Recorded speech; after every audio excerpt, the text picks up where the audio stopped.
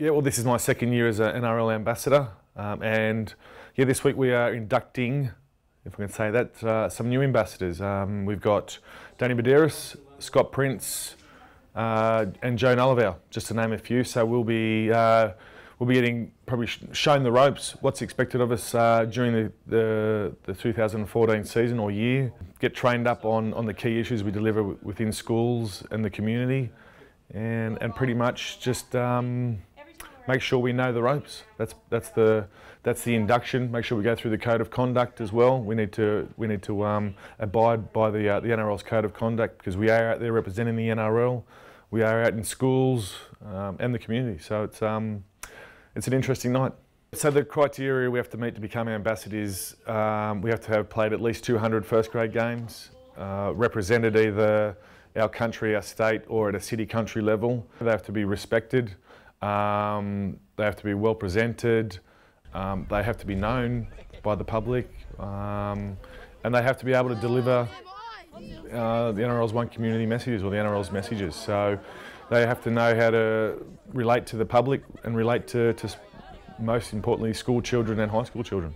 Once we get the ball rolling, yeah, we're out in the community, we're out at schools in particular, and I can remember my first school was a couple of schools in Queensland, and we just rolled out the NRL's tackle bullying program, and it's daunting to begin with. Even though you are talking to 10, 11, 12-year-olds, it is pretty hard, but the more you do, the easier it becomes, and you get into a bit of routine, and you know what works and what doesn't work. So yeah, it's pretty much straight out into the community, and away you go.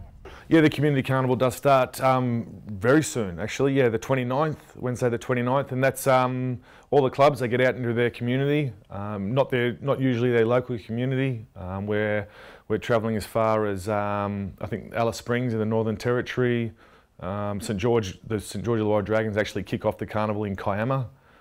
And it's just about getting out there, delivering the NRL's key message at the moment, which is tackle bullying. So we know it's an issue within our schools, in particular, so we're delivering that. I think what I get out of most about delivering that program, the NRL's tackle bullying program, is the fact that it has happened. You know, you hear about it and you kind of brush it off. Yeah, sure, it happens. Everyone gets teased, but there are kids out there that don't like going to school. They're uncomfortable going into school because they're being bullied.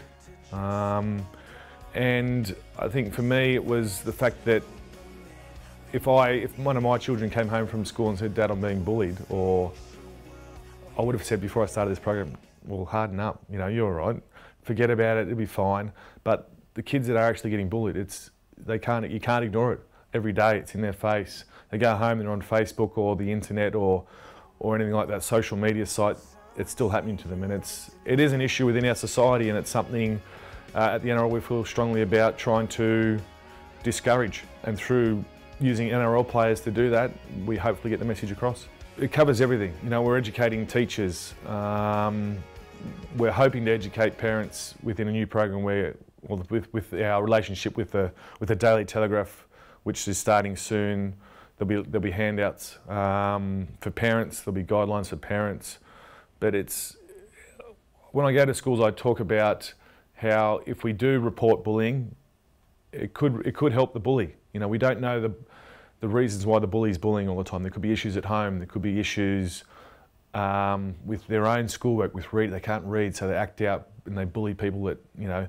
So it's important that we report bullying, because it sometimes may help the bully as well. So there's a whole range of reasons why we're doing it and who we can help. And it's 12 months in, and it's going okay. It helps being a parent. It helps being able to relate to kids and know, you know, what switches them on and what kind of bores them when they're away with the fairies. So it definitely does help being a parent, and you know, I think me delivering this has made it easier to communicate with my kids when they do come home from school.